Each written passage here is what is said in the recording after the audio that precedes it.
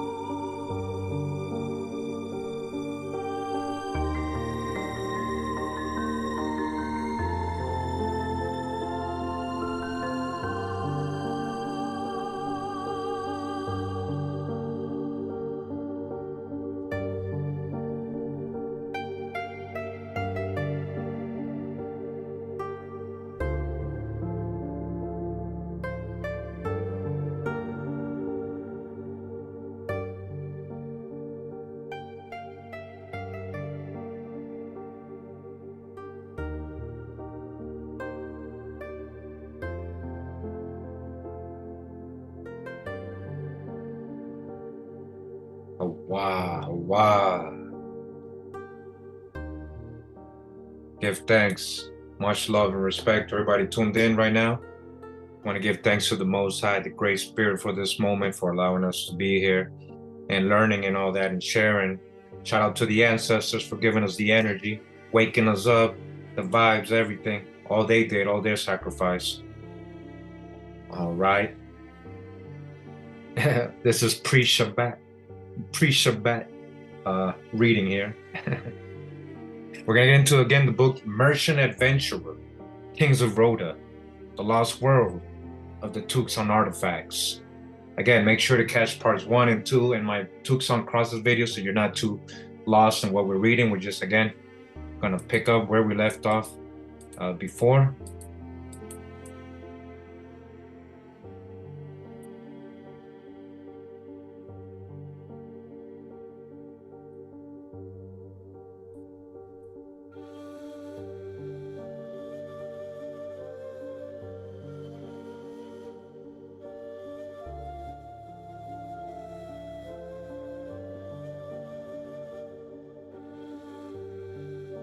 So it says here, ruins of villages of ancient desert peoples are discovered near Tucson.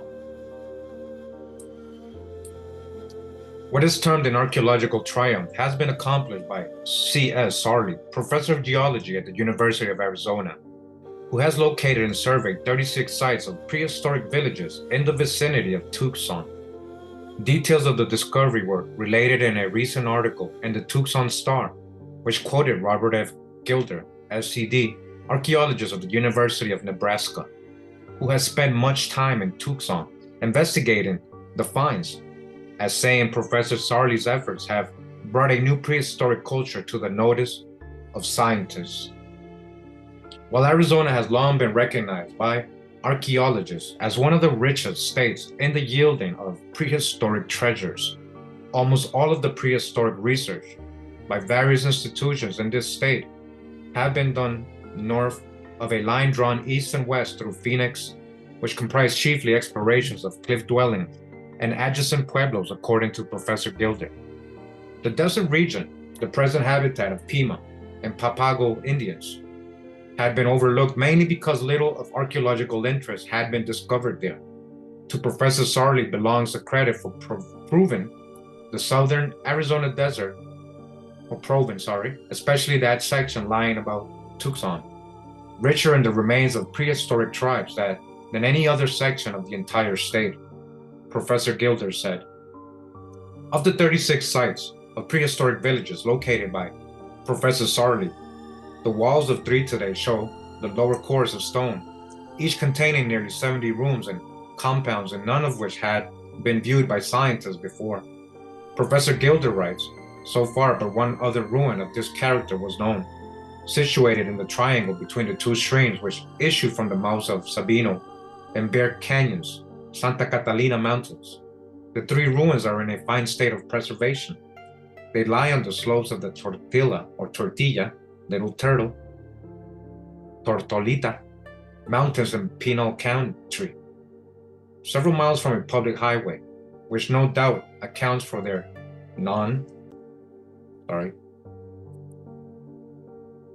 discovery before apparently the Cañada del Oro pueblos. The other 32 pueblos were probably of similar construction, but now they lie beneath the floor of the desert and today show as small mounds or elevations similar to those which cover the compounds about Casa Grande ruins. Professor Sarli and Professor Gilder, provided with permits from the 3 departments of the government, collected a vast amount of material from all 36 sites consistent of unchipped stone knives of a blue-black rock, lead swords, beautifully shaped and decorated pottery, some of which shows a true glaze, grooved stone axes, metates and manos, shell bracelets, hammerstones, stone saws, paddles, etc. One rather singular and outstanding feature of the surveys was an almost total absence of chipped stone, implements, and the inference forces itself that, although these ancient peoples were able to construct substantial dwellings and manufacture high-grade pottery, they had not reached the chipped stone era. Nearly all of the villages are located near mountain ranges that have been fortified as if for places of refuge from enemies. The most conspicuous fortified mountain lies within walking distance of the center of Tucson and inside the fence of the Carnegie Desert Laboratory. This mountain rises about 3,000 feet above the surrounding desert. Its slopes are thickly covered with loose volcanic rock, and its northern base is the ruin of an extensive village or pueblo. And on the side toward Tucson, on the floodplain of the Santa Cruz River, 1 or more villages were distributed over about 150 acres. Between this group of towns and the high walled mountain, which is called Tumamic by the Papago Indians, meaning horned toad, is a rocky spur, the summit of which shows a well-defined fortification. About this spur and also at various places on Mount Tumamoc are numerous groups of pictographs, picture writing of the ancients, okay? And remember, we went over a lot of these inscriptions or so-called pictographs, a lot of them resembling many of the old world languages or inscriptions, very few of which had been discovered up to my first visit in the fall of 1917. Mount Tumamoc was protected by 3 lines of fortifications, 2 walls built of loose rocks, picked up from the surface, zigzagging about slopes more than halfway to the top, while a 3rd fort crowns the edge of the peak summit. On the summit itself, which is comparatively level, are ruins, which seem to be a collection of rooms or small houses, proof of which was secured before I knew the mountain was not a part of the public domain. Scientific examination of these ruins has been forbidden by the director of the laboratory, who favors the theory that the rooms are tombs. Comparison of these ruins with several hundred stone graves on a nearby mountain showed that they were not at all similar. 14 miles from Tucson, near the road to Silver Bell Mine, is a splendid group of pictographs under the name of Picture Rocks. The place is a favorite objective of picnic parties. Of equal interest, but comparatively unknown, is a small fortified mountain close by, on the summit of which still stand 15 small stone towers, probably used as lookouts by the ancients. 7 feet of the walls of one arc still standing on the west side of the summit. Until visited by Professor Sarli and myself in the winter of 1920, they had been seen by less than a half dozen people. Examination of the 36 ruined pueblos showed a notable lack of projectile points and weapons of war. Very few axes were found, and not over a half dozen arrow points were recovered, showing a marked contrast to villages occupied by the warrior tribes of the north in prehistoric times. So far as known, but one skeleton which can be said to belong to the ancient desert people who occupied the villages described has been recovered in the winter of 1918. I found a skeleton beneath the floor of a house ruined in the village at the northern base of the Mount Tumamuk, St. Mary's Hospital site. The long bones of the skeleton had been placed in a bundle, and the skulls lay near one end. The leg and arm bones were shells, but the skull was removed from the excavation, almost entire, and has been preserved. The skull was presented to the Archaeological Museum at the University of Arizona. It is decidedly dolichocephalic, or long, in marked contrast to the crania, or the present-day Indians of that section, all right, which are brachycephalic or round.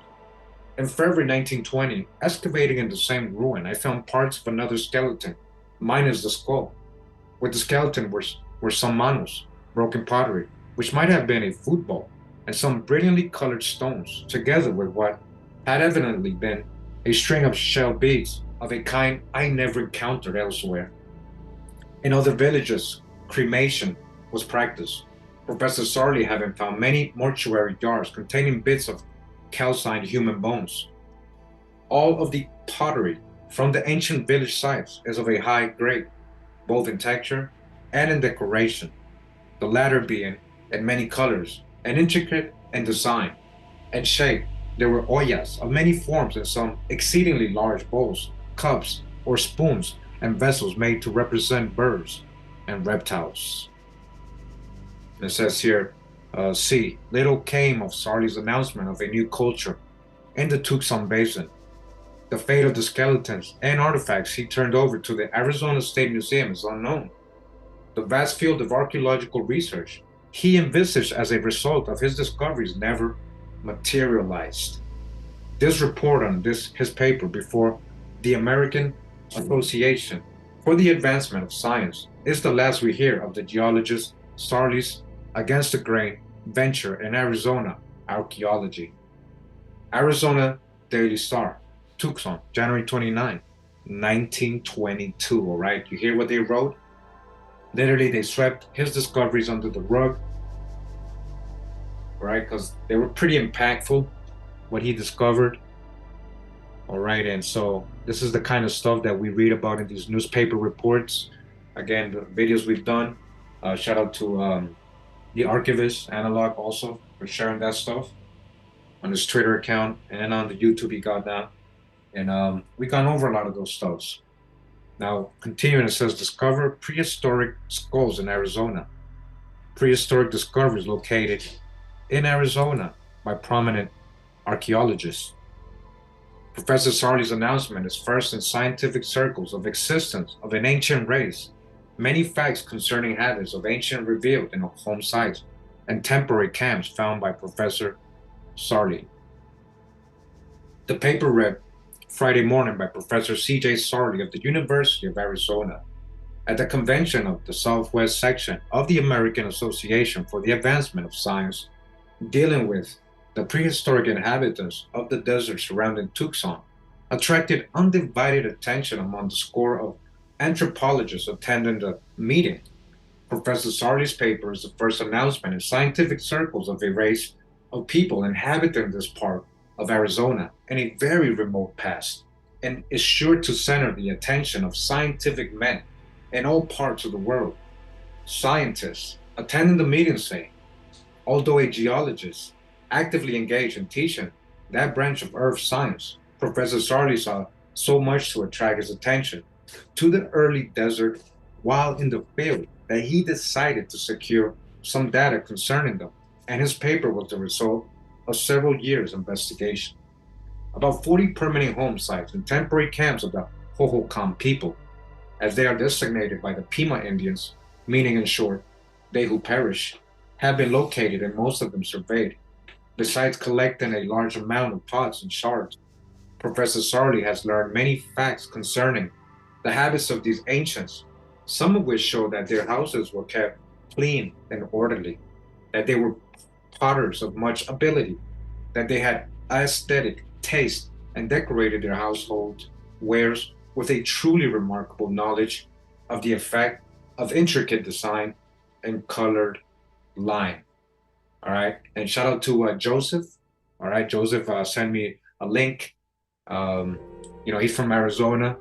So he's very interested in this. He sent me a link of, I guess, this warehouse, some museum's warehouse where they're keeping all this pottery from Arizona. Very ancient pottery with all these designs they're talking about.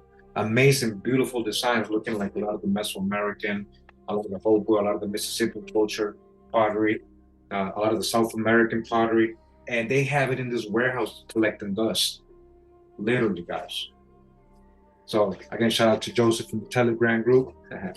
So it says, continuing, notwithstanding the fact that cremation was a universal method of disposing of their dead, 3 skeletons and 2 skulls have been found, which can be attributed to the Hohokam people. One skull found beneath the floor of a house, 5½ feet from the ground 4 years ago, featured here, was presented to the University of Arizona Museum, and until within the past few weeks, was the only crania ever associated with the early desert people. This skull is distinctively of the long-headed type. A month ago, Professor Sarli's attention was attracted to the unearthing of skeletons near the Empire Ranch, and he was successful in recovering 2 skeletons complete, one nearly complete and one almost complete, connection with the Hohokam people being engrafted in his paper. These skeletons will soon be exhibited in the University Museum after their place in the human scale has been established by comparative anatomists. One interesting fact brought out by Professor Sarli was the pictographs found on rocks all about Tucson were made by these desert inhabitants. Pottery in possession of Professor Sarli attributed to the dwellers in the ancient pueblos, showing many of the designs found upon the rocks hereabouts. Another outstanding fact mentioned in the paper was that the dwelling sites are always closed by the pictured rocks, and that all of them were not far from the various fortified mountains, where the people no doubt retreated on the approach of enemies.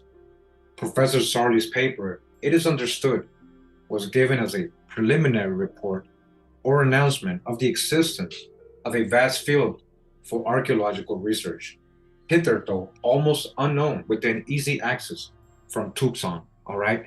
So basically a lot of history, if you guys been following me since part 1, all these discoveries in Tucson, ancient discoveries, left out of history.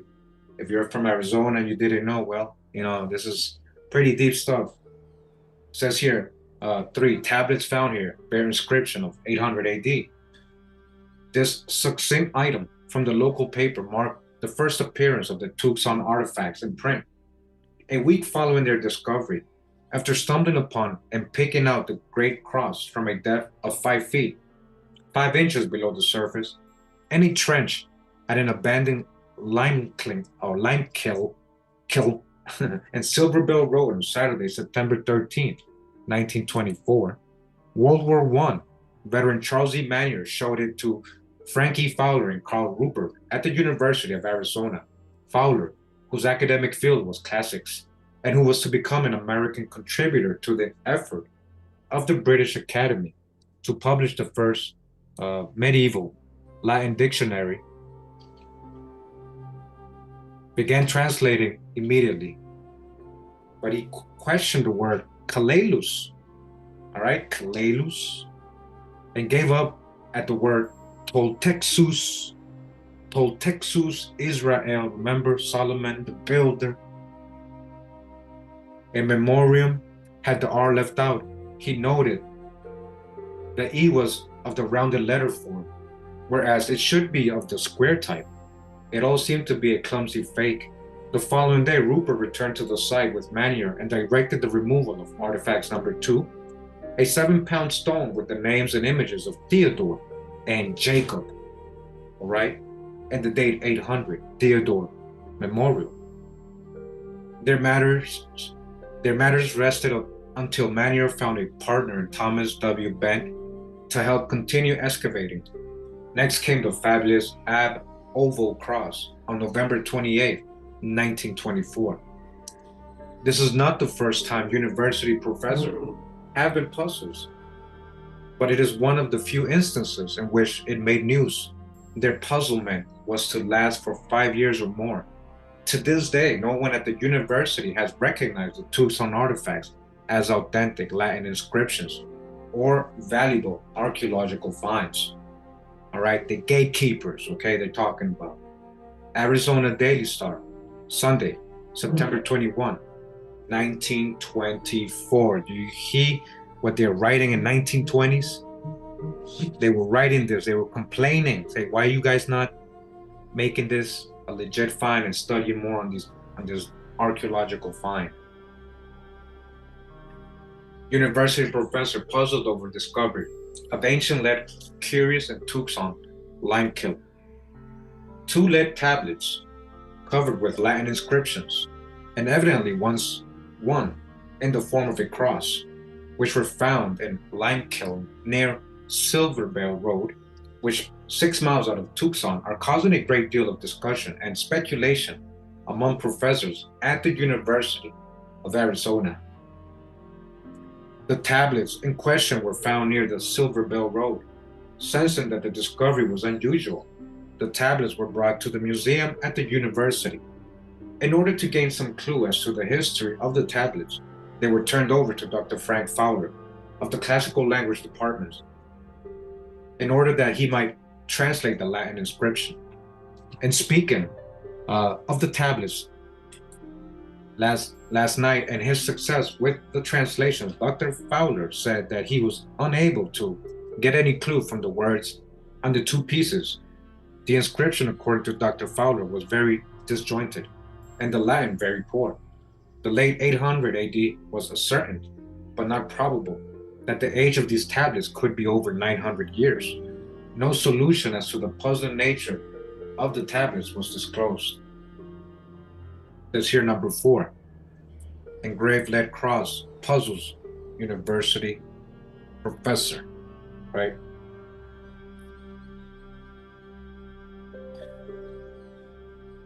This was one of the first reports in the local press and is noteworthy for introducing Frank Fowler, sensing he might be out of his depth. Fowler, the next year, contacted Charles H. Beeson at the University of Chicago. Beeson was in the process of publishing what became the standard textbook, a primer of medieval Latin, an anthology of prose and poetry, 1925. Beeson did not entirely agree with Fowler's views. Cummins' papers, Latin Puzzle, is found in Arizona Discovery, arouses curiosity of philologists. Newport, Rhode Island, Mercury, August 1st, 1925. But on the strength of his happening to feel a need for the Southwest U.S., Fowler was named as a correspondent to the British Academy for the new dictionary of medieval Latin from British sources. So this is an academic here who's saying, hey, this is legit. No contributions from the Tucson artifacts were ever entered in this dictionary, however, by Fowler or anyone else. Fowler died January 29, 1955. That's from the Arizona Daily Star, Sunday, December 14, 1924, pages 1 and 2. Huh? Well, that makes sense.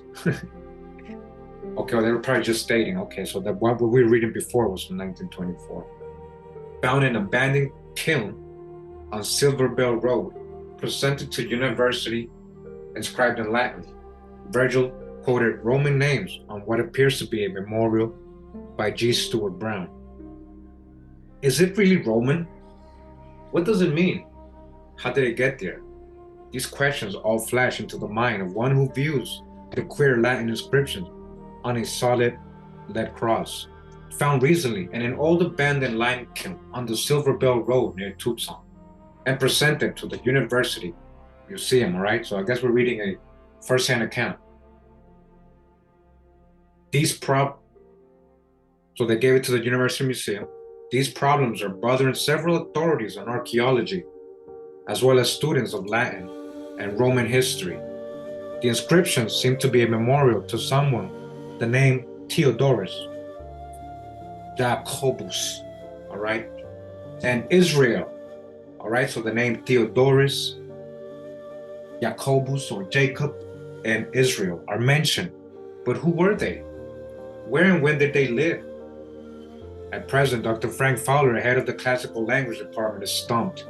He believes there is really something to the cross and its queer inscriptions, and that it is not a fake. The cross, which is about 20 inches in length, is made entirely of lead and weighs at least 75 pounds.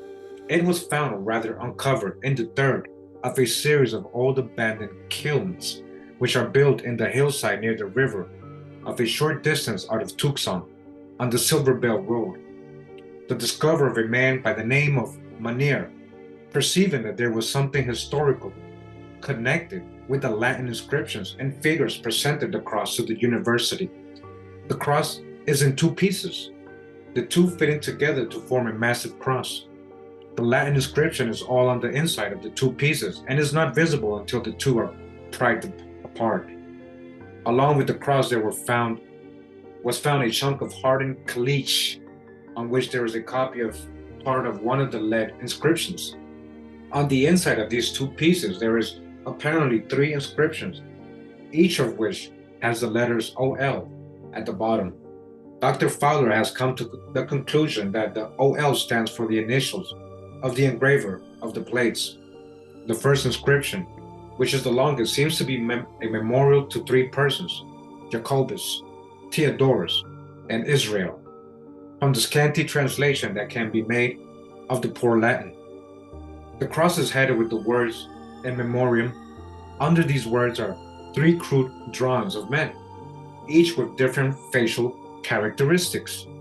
The one on the right arm of the cross is named Israel, the one on the center, Theodorus, and the picture on the left, Jacobus. Directly under the in memoriam and slightly above the 3 pictures are the 2 words Romani Aetios, all right? Romani, who's the Romani, all right? Make sure to check out parts 1 and 2. Above the picture of Israel, on the right arm is the word Gaul, and above the picture of Jacobus is the word Britannia. Then follows the memorial inscription, the story of which cannot be fathomed, all right? So this book is quoting many reports, all right? We already confirmed in parts 1 and 2 that where they found this, that was untouched. It wasn't even touched even in colonial times. The geologists know. The geologists just confirmed. Virgil quoted. So this is from literally, they're saying, in their timelines, 800 AD, according to what it says, the time on the cross. Virgil quoted, "It is also noteworthy that the first testimonial contains quotations from Virgil. There are several passages from totally different parts of Virgil. At the bottom of the same plate is the second inscription, the general sense of which is that there was an expedition of some kind in which there were captives rescued from a city. The third testimonial is apparently poetry, and from the meager translation that can be made, it appears to be a laudatory statement about Jacobus, who was evidently a regal authority. The inscription ends with the phrase, 'May his fame endure forever.' Jacobus, Jacob. There are many things that make the translation, the inscription, impossible. First, it is evident misspellings of words. Incorrect spellings cannot even be determined by the text. The Latin is not entirely illiterate, for it seems that most of the mistakes must have been made in the engraving of the plate by a person unacquainted with Latin construction or spelling.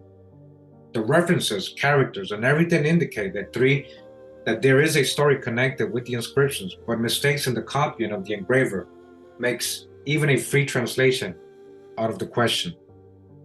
Roman pawnbroker. The names of the men mentioned in the plates can be found in Roman history, but their connection with the cross found here is unsolvable. According to Dr. Fowler, Aetius mentioned at the first was a great general in the 5th century who stopped Attila the Hun, alright? Theodorus was appointed in the 7th century to bury the bodies of the dead in Rome after a fearful plague. Aside from the story that the plates tell, there is the questions of where they come from, their significance. The lime kilns, where the cross was uncovered, have not been worked for 30 years, but the date of the cross is 800 AD in one place. It is said that there was an old graveyard near the 9 Mile House, the stopping place of the old Yuma stagecoach in the olden times, but traces of this cannot be found. Could the cross have come from the graveyard? One of the theories advanced in that is that the cross was part of a Spanish mission church that was destroyed, the cross being carried away by someone and hidden. All right, so I think they're going to talk about now who possibly discovered this. I think this is a picture of one of the people. All right, they're going to probably tell us on the next page. Yeah, it says Thomas Ben Wright stands with family members on the site he homesteaded in 1925 as his brother John holds a leaden spear weighing about 2 pounds. Arizona Historical Society, the Benton family collection. All right, so again, that's him right there. Started in Kalishi, or Kalish. It remains, however, that the cross would have to be placed in the kiln in the last 30 years. Dr. Fowler does not think that the plates are fakes, nor were made by a demented person. The engraving work is clear and shows that it was done by a person who had done that kind of work before. The work does show that he was not familiar with the Latin he was engraving, therefore it is concluded that he was copying from an inscription before him. The piece of Kalish found with the lead is also interesting. It seems that the engraving was started in the Kalish, but for some reason given up, the work being finished on lead tablets. On one side of the lead tablet, there are some pieces of copper ingrained in the lead. There is the possibility that there is some cipher message in the inscriptions. After a study of the combinations of Latin words, which are untranslatable on account certain ancient words are not known or are misspelled, one comes to the conclusion that there might be a cipher message in the inscription. The more one studies the engraving, the more theories he can advance. Dr. Fowler is still studying the inscriptions with the hope that he can find some connection in history with the events, dates, and persons mentioned in the accounts and memorials. But as yet, the story of the tablet remains untold, all right? That's way back in 1920s. It says here, part 5, puzzling relics dug up in Arizona stir scientists, all right? So what we're gonna read is from 1925, okay? I think, yeah, that's what it says. So, New York Times. It says, Manier and Bent decided against publicly until after they had excavated 27 artifacts at the Silverbill site. Virtually all that would be discovered. It was the most complete, astonishing series of archaeological finds since Schlieman's historic revelations. Sorry, I got lost. From ancient Troy or Howard Carter's opening of the tomb of King Tut in 1922. This was just as important as that. All right. At this point, they were persuaded by Byron Cummins and others to go public. On a Sunday morning in 1925, sleepy New Yorkers opened their newspapers and read about Romani Jews colonizing medieval Arizona. The exclusive report turned into a bombshell with shockwaves around the country. A dozen photographs were published, and experts from various disciplines weighed in on the discovery. The Jewish Telegraphic Agency was quick to pick up on the story. The Wisconsin Jewish Chronicle on December 18 ran a version on its front page under the headline, Discover Evidence in Arizona of Jewish Life in America, 700 years before Columbus. By the end of the year, however, the sensation had subsided. The Tucson artifacts were consigned to the realm of the spurious. In the meantime, Byron Cummins, the archaeologist and classical studies scholar, best in a position to judge, took photographs and transcriptions around the country for the verdict of science. All right, this was read in New York Times, December 13, 1925. Purport to chronicle the arrival of Roman Jews there in 775 AD. Serious doubts expressed. Dr. Bashford Dean calls them forgeries. N.M. Judd of the Smithsonian questions they, all right, the Smithsonians and the gatekeepers, they question it. Crosses and crescents, finds bare many Latin and Hebrew inscriptions and Masonic emblems, special to the New York Times.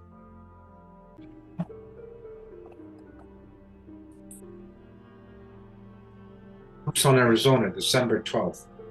All right, so that's what we're going to read.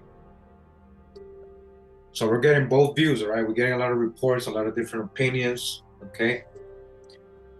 After investigation by a number of scientists, first announcement was made here today of the excavation near Tucson of a cast lead swords, crosses, and other objects bearing Latin and Hebrew inscriptions, which, taken at their face value, are held to mean that Roman Jews crossed the Atlantic in the Dark Ages.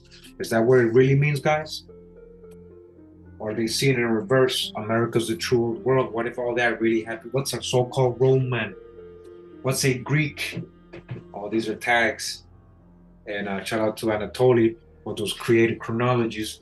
They glorified and made Rome and Greek history greater than it really was. Sorry to tell all the fanatics of that history.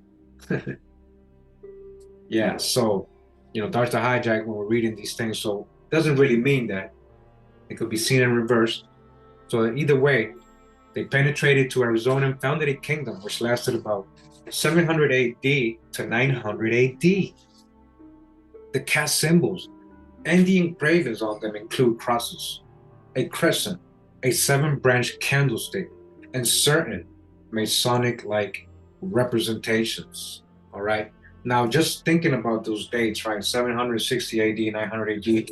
I remember the Olmec series we got going, and how they say that, because they try to say the Olmecs disappeared in BC times, but in reality, that new archaeologist that did some real good work on the Olmec site, he said it looks like they were inhabiting these areas till at least 800 AD, when there was a volcano or something eruption, a cataclysm. So could this have been the same thing for these people? It's not too far. All right. And the other thing that makes me think is, so these people were here at the same time that the Olmec were still here, so-called Olmec. Remember, that's not their name.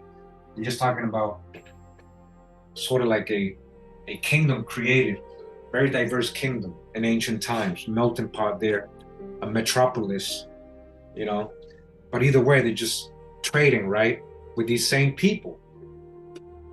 Seems to have ended at the same time, huh?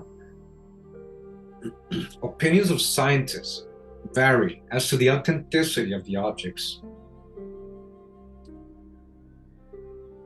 Neil Merton Judd, curator of American archaeology at the United States National Museum, said he believed that no hoax or fraud was involved, but he thought the date later than that of the Spanish conquest of 1540 AD. So he just gave it a later date. He's like, nah, it's probably not for me. But he said these are legit.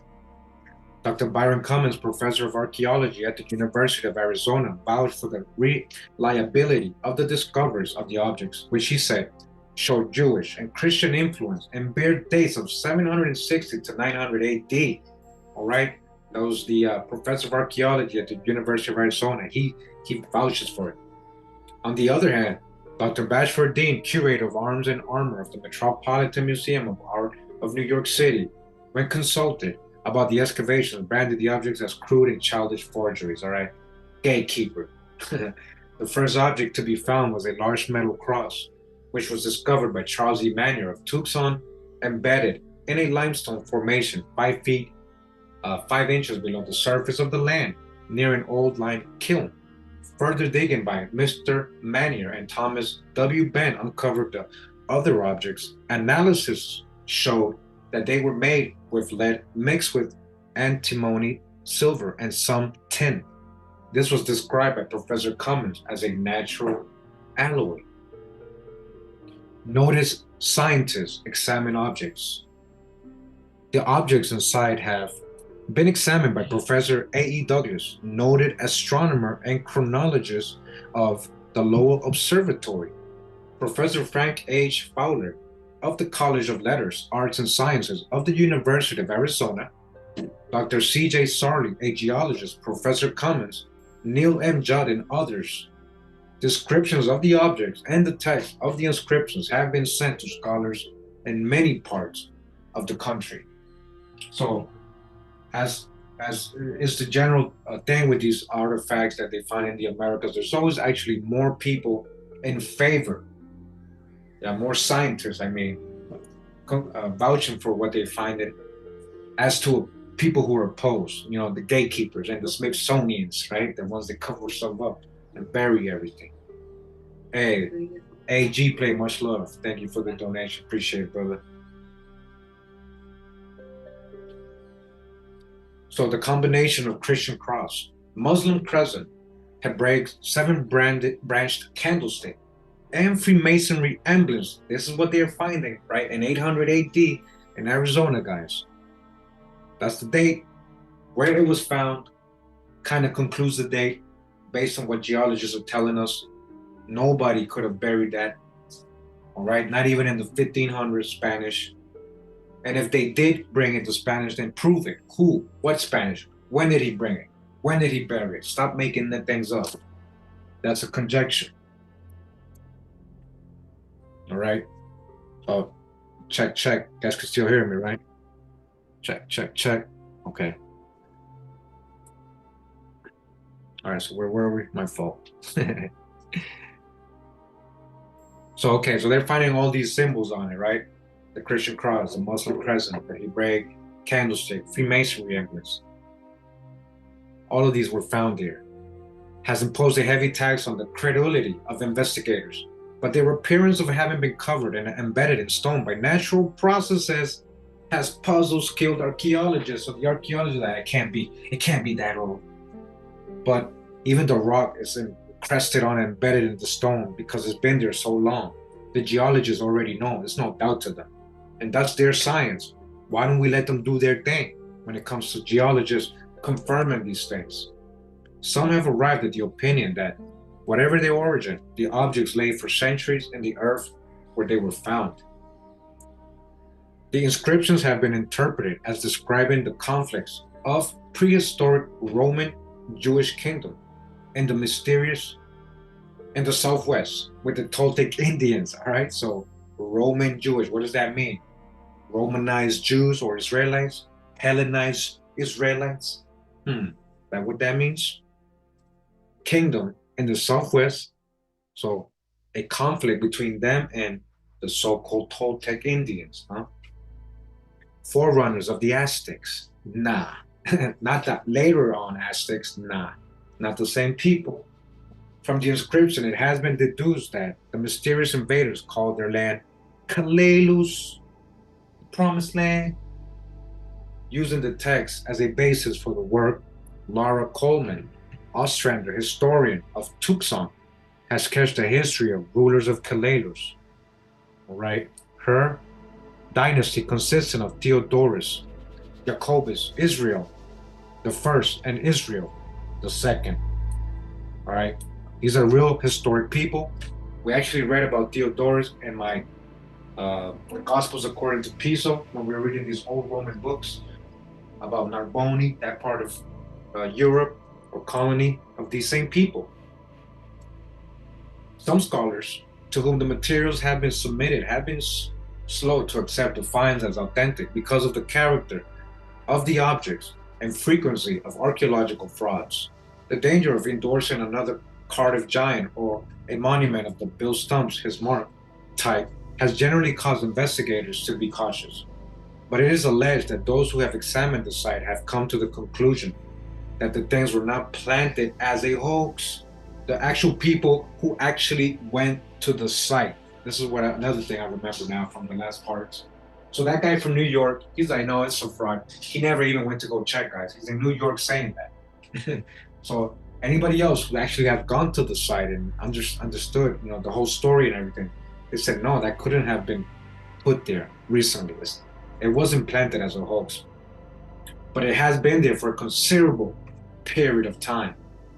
They were found in September of 1924, 15 months ago, a longer period than any motion picture press agent, as a rule, would allow for the incubation of a publicity dodge. All right, continues, says, finder stories of the case.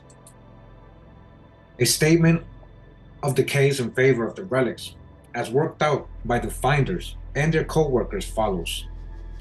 And this is quoting, right? A chance discovery by Charles E. Manier and subsequent excavation by him and Thomas W. Bent near Tucson, Arizona, has brought to light many relics that indicate an expedition, a considerable proportion of Roman Jews in America during the period from 775 AD to 900 AD.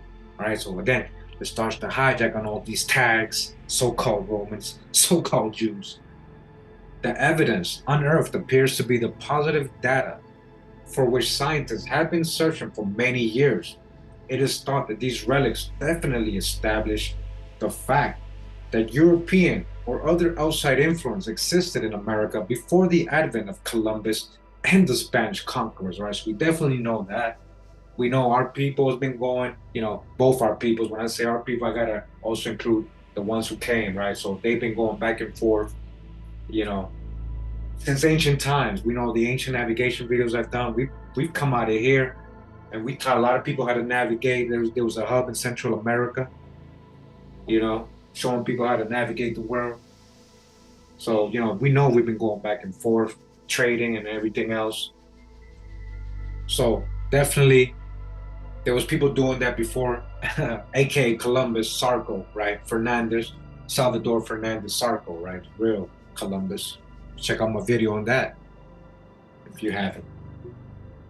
The influence was found in America among the Indians in their rites and ceremonials by the Spaniards, but until the present find no definitive evidence had appeared to prove this theory.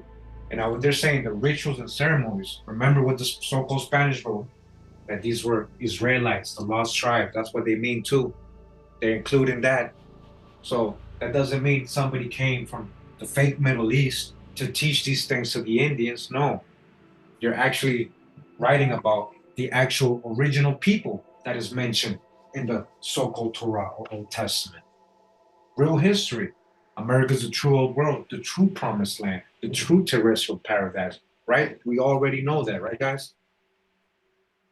So, where were we?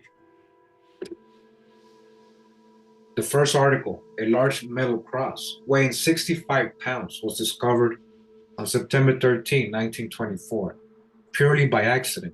Mr. Manier and his family were returning from a trip to the historic Picture Rocks, just north of Tucson, Arizona, and had stopped to examine an old lime kiln along the road. While doing this, Mr. J. E. Manier noticed a peculiar object protruding from the bank to the north of the lime kiln. On examining the object, he discovered it to be a medal, and firmly embedded in the bank, 5 feet, 5 inches from the top. Mr. Manier excavated the object and discovered that it was a large metal cross, consisting of 2 parts that had been placed together and riveted with lead rivets between the 2 halves, and had been placed a wax preservative. And on the inner surfaces of both halves, there was much Latin inscription. The cross was taken to the University of Arizona, and the Latin translated by Professor Frank H. Fowler of the College of Letters, Arts, and Sciences.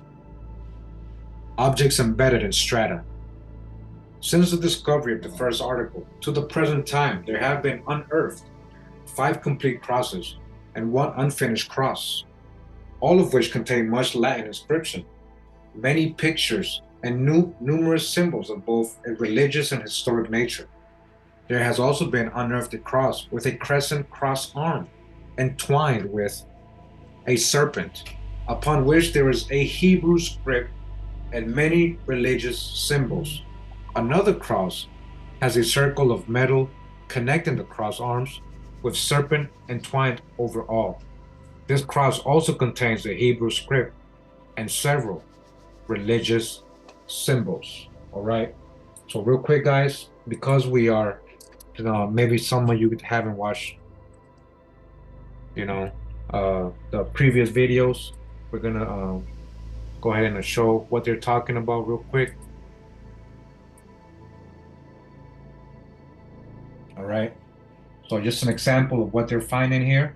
All right. So these crosses have inscriptions on them. You see the snake going up. So let me see. Tucson Crosses, ancient.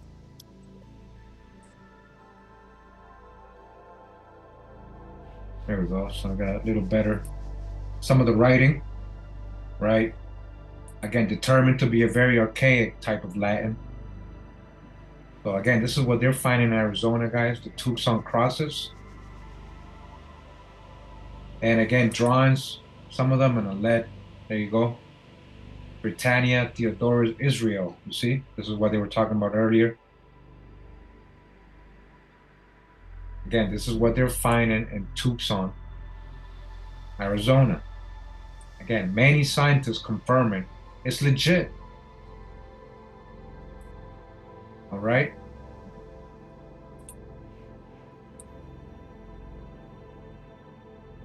As you guys can see, much information out there on the web on it. So again, make sure you check out this video. I go over it a lot. All right. And make sure to check out parts 1 and 2 of this series that we're doing. But again, as you guys can see, this is what they're finding there. All right.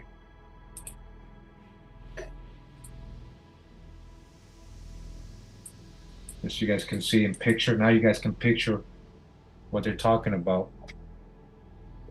All right, we're gonna go back.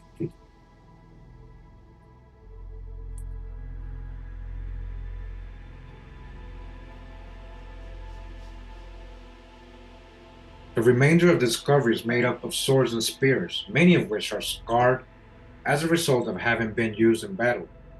All the articles are of metal and of a natural alloy of lead, silver, gold, and antimony with a trace of tin, and are all in perfect state of preservation. None of the inscriptions have been obliterated, and the war implements still retain a sharp, straight edge and are well balanced. The articles have all been found at about the same level, that is, between 5 and 6 feet below the surface, and in well-cemented stratum of caliche or lime formation, being so hard that it has been necessary to chop each piece out with a pick. There is no evidence of burial, either in recent or in historic times, all right? There's no evidence of that. That's conjecture. In fact, the articles have been covered by a natural process of the washing down of the debris from above, until time has resulted in building up from 5 to 6 feet of overhead, all right? The geologists confirmed this, guy. That's their, that's their lane. So why don't we let the geologists, do their thing with their science and, take it more serious. But the archaeologists and the gatekeepers are like, nope, can't be. Can't say that. That would prove this is the true old world. That's why. The many scientists who have assisted in the research are unanimous in the opinion that the covering over process has taken many hundreds of years. In fact, their conclusion tend to place the age of the relics at about the 8th century. All right? The placing of the articles in history is being done by Laura Coleman Ostrander, historian of Tucson, Arizona. She has, through the Latin and Hebrew inscriptions and the many interesting symbols, woven a complete story covering the entire period of these people in America, or Kaleidos land. All right, we're gonna definitely try to look for that information and book if she has it, and get into that. All right, it is the story that covers a period of 125 years and is replete with hardships, wars, and romance. Fought the Toltec Indians. That's what they're saying. This is what happened. Little battle here.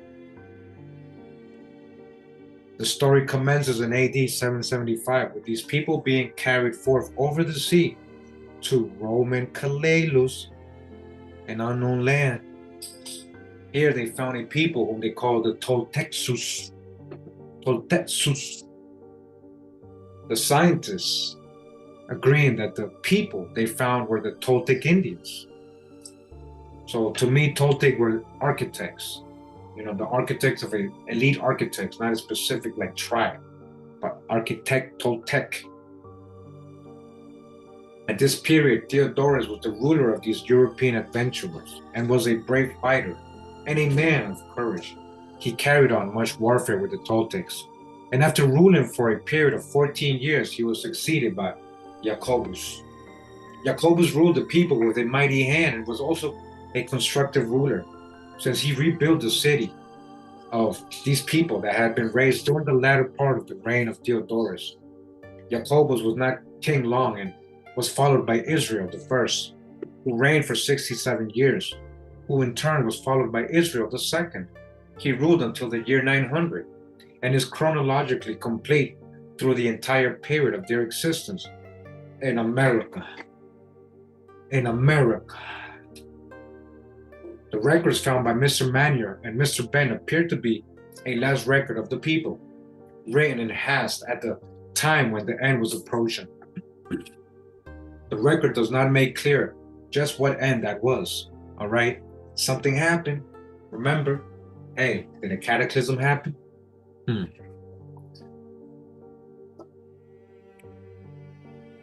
But it has been concluded that these Europeans, how do they know they were Europeans? Just because they're calling them Roman Jews or just because they're finding Latin inscriptions here? You guys got to dodge the hijack while you're reading this with me. They're calling these people straight up Europeans just because that's a conjecture. Were exterminated by the natives, who it appears harassed them and made war upon them from the beginning to the end. This conclusion has been drawn since what appears to be the last writing of the recorder of these ancient deeds states, "The last days have come and the inevitable doom." And his last writing is, "I am present, the Lord be with you." To this chapter of the story is signed OL, as well as to all the other parts or crosses, the OL being not his initials, but rather an insignia of rank. Evidences of authenticity. The investigation and excavating is only in the embryo stage and is to be carried on to the completion in the future. However, much definite information has been brought to light that establishes these relics as being several hundred years pre-Columbian. C.J. Sarley, PhD, one of the eminent geologists of the Southwest, who has spent much time during the last year investigating these finds, is of the belief that the articles are not only genuine, but are as old as the dates would indicate. He has established this belief through the geological facts. The geology don't lie. And through the location at their respective depths, the numerous Indian cultures, the oldest being that of the Hohokam, or the great unknown tribe of the Indians that inhabited the Southwest in prehistoric times, the ones they don't know about, the great unknown tribes of Indians, huh? I wonder who those are that they don't want us to know about. The veneer of the Hohokam culture is a considerable distance above the level at which these relics are being excavated. Dean Byron Cummins, curator of the State Museum, archaeologist, and member of the faculty of the University of Arizona, who has also investigated this problem, is convinced as to the antiquity of the finds and as to the articles being genuine, right? He establishes the age of the relics through the Roman script contained upon them, which he states has not been in common use since the 8th century. This is what I'm saying. They're saying, oh, we can't read this Latin. It's because you don't know it, because it hasn't been used since the 8th century. That's the truth right there. They couldn't understand it because they trying to read it with modern Latin. And through the archeological and geological evidence, all right, so not only the inscriptions tell you the time, but the geology matches. In this, he is supported by Professor Frank H. Fowler, who has translated all of the Latin inscriptions on the pieces found to date.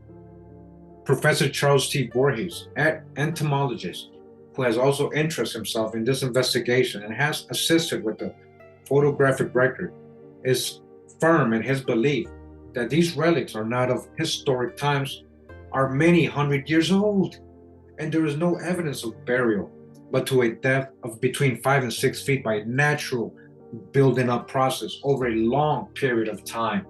Over a long period of time. These are, guys, come on, man. You hear? You guys understand what we're hearing, what we're discovering. Doesn't matter what these other gatekeepers are saying. The geology don't lie. They've been buried there at least until that time. At least.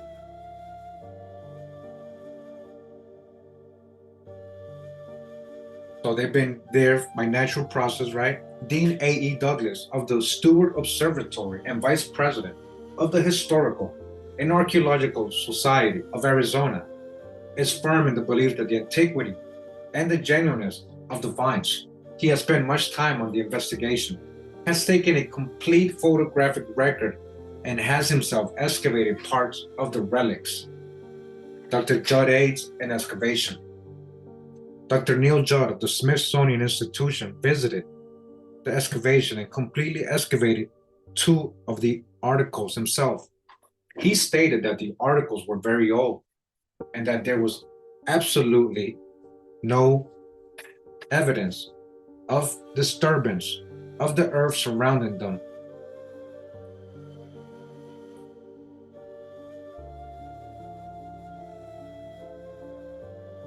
Sorry, guys.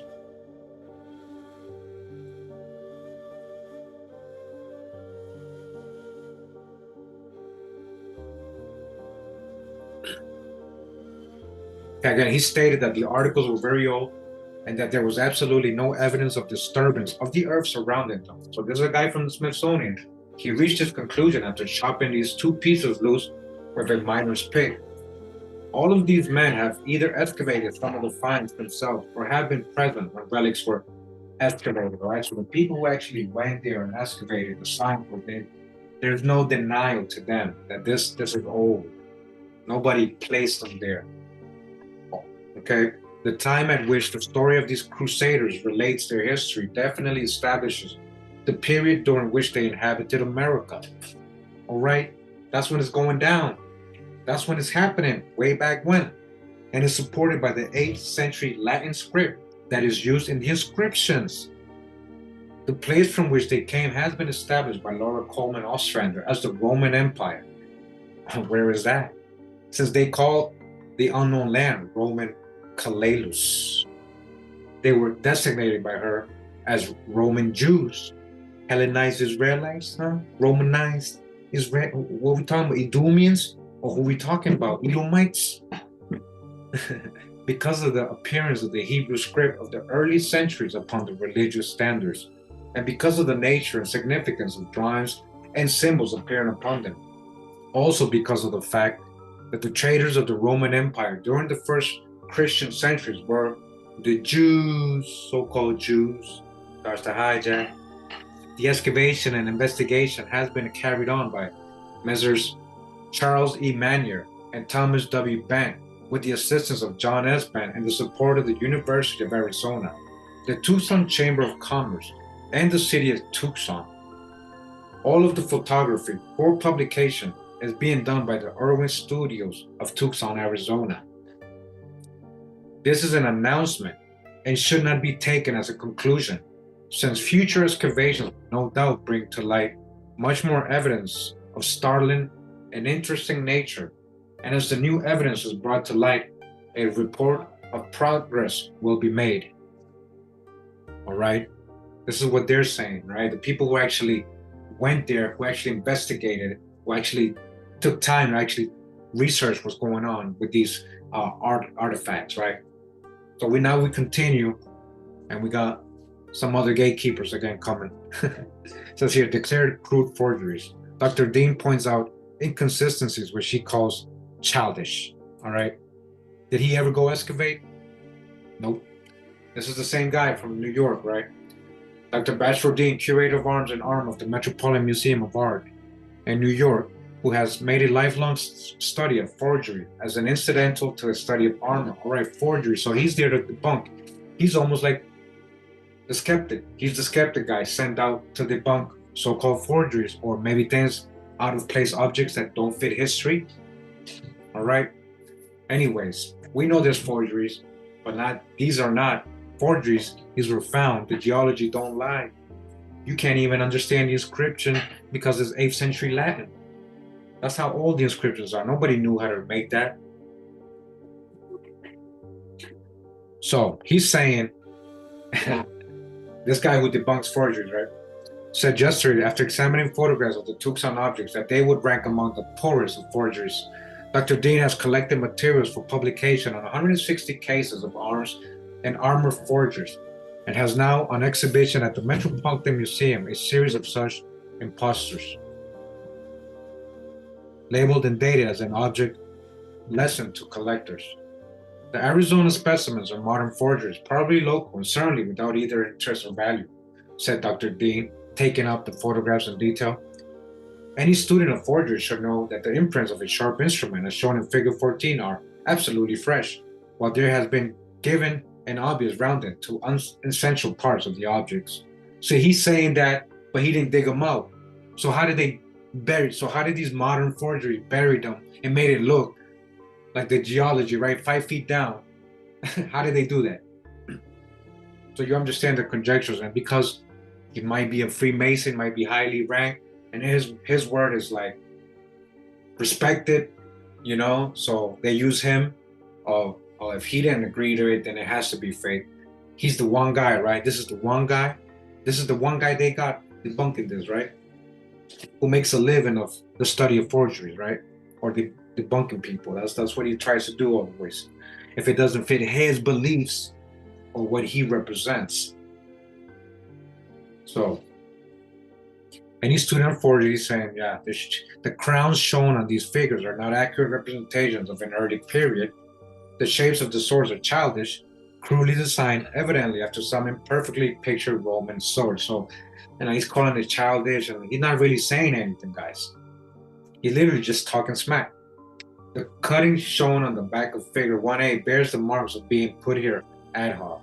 The form shown in Figure 1 is a crude reminiscence of Turkish standard head, which the forger has evidently seen in some picture. Oh, he has seen in some picture. The rounded hand of the forger and not the rounded hand of time. The form of the letters is not accurate archaeologically. The blurring of the edges of the crosses Figure 1A has no other meaning save the effort of the forger to make the object appear old. An authentic object has an utterly different feeling. Examination of the letters shows that they were done always by the same head. Notice such slips as Britannia on one side of the cross and Gaul in good English on the other instead of Gallia, an error which schoolboy should not have made. All right, so that's what he's saying. It proves it to be fake, but he didn't do the geology test. So we're reading both sides of it, right? The cross in 3A with its ragged angles is another symptom of a desire of unskillful forger to make the object appear archaic. The same is true of all these objects. The crudely developed serpent in Figure 18A has, again, every earmark of the copyist's work. He who did this had seen evidently some 18th century twisted iron, probably of Spanish workmanship, probably, but had in that his copy lost entirely the feeling of the authentic object. Oh, probably. The curious crowns and Masonic-like emblems are evidence also of the hand of a person who wished something to appear interesting and mythical. All right, so because it has Masonic emblems, that's supposed to debunk that it's that old. Not to me. One need hardly point out that the making of objects of this kind is the easiest thing in the world. One has only to scrape out a form in a slab of clay by means of a flat-edged stick, drawing the letters backward with the point of a wire nail, make the desired sketches, and then pour in the melted head. The object is then merely to be taken out, smoothed off, and if need be, the surface hammered. Bear witness to the wavy border and 6B showing evidence of hammering. All right, so again, So the forger would have to know this old 8th century Latin, like perfectly, and take the time to do all this, and then make it look. How did he make it look? He buried it 5 feet down, and he made it look when he was burying it back that it was actually the geology, natural process covering that up, not himself. How did he do all that? Like scientists, come on. So this guy is totally going against the scientists who actually study geology, guys. This guy didn't study geology, right? So what does he have to say about all that? Nothing. Nothing. All your conjectures, they don't mean anything because the geology debunks everything you're saying right now. And anybody who thinks like this person. So we're going to keep reading, though, a little bit of the hijack. The fact of the matter is that a comparison of the letters of the 16th, 17th, and 18th centuries with these crude forms is alone sufficient to condemn the objects as false. The fact that, moreover, as I understand, that the lead contains an antimony is again, if not a sure, highly probable evidence of relatively new manufacture. These things are done sometimes commercially, sometimes merely to excite comment and interest. It is sometimes done with a sense of humor to prove the ignorance of certain local specialists. I call to mind the skillful work of a sculptor and a painter in Munich, who many years ago prepared at great cost of time and effort a beautiful crossbow, which was now he's comparing it with other things. That's not comparables, two different things, and that's conjecture. Professor Hevnik Altenek, after the object had been properly painted, it was placed in the hands of the great museum expert, who pronounced it a magnificent specimen of the art of 1580, sorry. Whereupon the artist, taking out his penknife, removed certain ivory plates in the shaft of the crossbow, demonstrating below clean new wood and the signature. Sorry.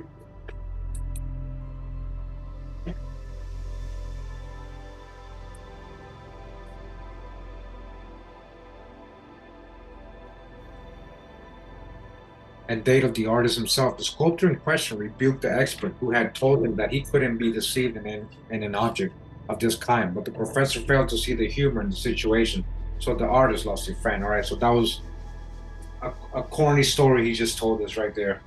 Has nothing to do with these crosses. All right, all right. So, continue. It says, likened to recent fakes. F.W. Hodge tells of hoaxes in southwest Michigan. F.W. Hodge, specialist in the archaeology and history of the Southwest of the Museum of the American Indian, Hage Foundation, said yesterday that fake inscriptions of Coronado and Fray Marcos de Niza had recently been discovered in Arizona. It seems very probable, he said, that this archaeological faker who has been at work in Arizona has had something to do with the finds near Tucson. All right. So now they're conjecturing again. Hope you guys see a lot of conjectures they can't prove. The miscellaneous congeries of objects found there strongly suggest fraud. It would not be surprising to find a set of objects which the Indians had looted from one of the early missions, but when you get Masonic emblems and all sorts of things, you begin to prick up your ears. Someone in southern Arizona in the last year or so has been faking inscriptions. I received a short time ago from Colonel James McClintock, formerly with Roosevelt's Rough Riders, and until recently state historian of Arizona, a set of photographs of these inscriptions, one purported to be an inscription by Coronado and the others by Fray Marcos de Niza, the first white man to set foot in Arizona and New Mexico in 1539. What white man? You see how this guy don't know anything? He's calling these Sephardic Moorish people cryptos white men. These were obvious forgeries that did not stir up any excitement. They had been made to correspond to genuine inscriptions of the early Spaniards on rocks in western New Mexico. The letters were about 3 feet long. One of the most notorious fakers of archaeological objects operated in Michigan. He kept finding and causing others to find strange inscriptions. So you see, guys, they're like comparing other people, and they're trying to say this is fake because these people were doing it, so maybe this was done too here. So all this did not really kind of relate to the Tucson Crosses at all, based on what we already read and why these were proven, to be authentic. All right. And here's a picture here.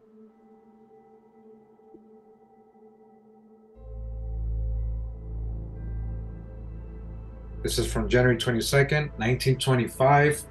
1925.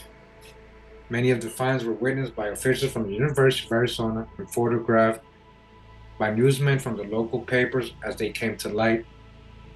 All right, the Arizona Historical Society Bank collection. So look at all the people that were actually there, guys. And look who they got working excavating.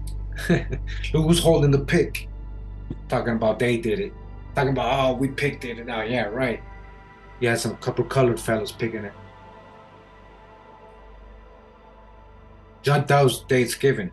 Judd Dow's, so this is the other guy who says he really feels like it's authentic, but he thinks still it was probably done in the 1500s, maybe the Spanish dating. So he suggests that the objects are not older than 1540. Washington, December 12th, Neil Merton Judd, anthropologist and curator of American archaeology at the United States National Museum, who investigated the site and alleged early Roman Jewish objects in Arizona, made this statement regarding them.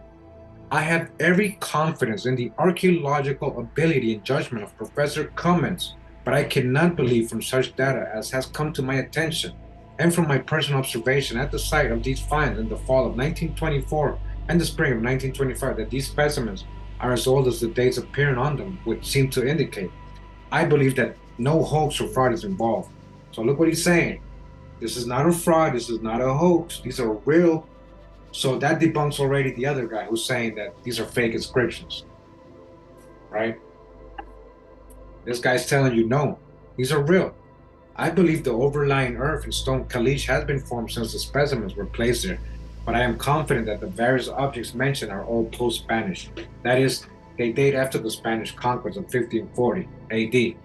So even though the geologists are saying, no, all this strata that was built up has to have been at least going back to at least 800 AD, based on the science, based on what they know, how stuff accumulates, right? But this guy's saying, no, sorry, that strata is from 1540 until the present. He says so much interest is attached to the discovery, and there is such a great possibility of making immature judgment that a final decision as to the possible age of these specimens should be held in abeyance until the nature of the overlaying caliche deposits has been thoroughly examined by competent geologists. All right, so he wrote that way back then. You know, he wrote that in the 1920s, and I guess he don't call the other people competent geologists. And he's supposed to be the right. He's not a geologist, but he's saying it's much older. He just admitted he's not a competent geologist. So why doesn't he trust his own word then? So I think we're gonna go ahead and end it right here, guys. We're gonna have a part 4 because again, this book is very long. This next part is actually long, so I want to actually put that in one video.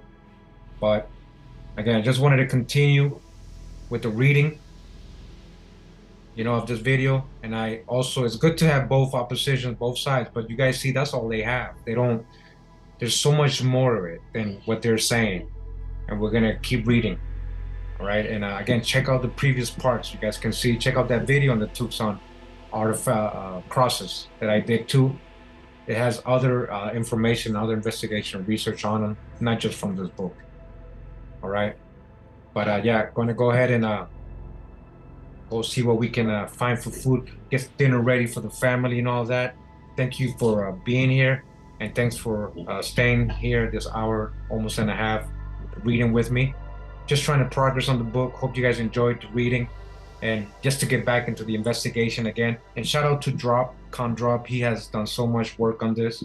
You know, that's where I became aware of the investigation. And when we talk about Toltec, Israel the seconds, you know, all that. Thanks for again being here. Hold on, let me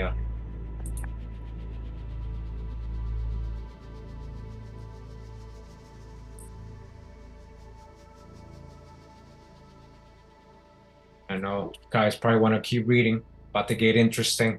we're gonna save that for part 4, so these videos are not too long. Some people complaining, guys, about my long videos. So let's give them shorter ones so they can be a little more patient, learn how to sit through longer videos, practice with it, right? Again, thanks for the time though that you spent here. Appreciate all the support, anybody who donated as well. Appreciate you guys moderating as well, making it, stay respectful and all that and peaceful. I appreciate that. I appreciate that. Go out. Let's see.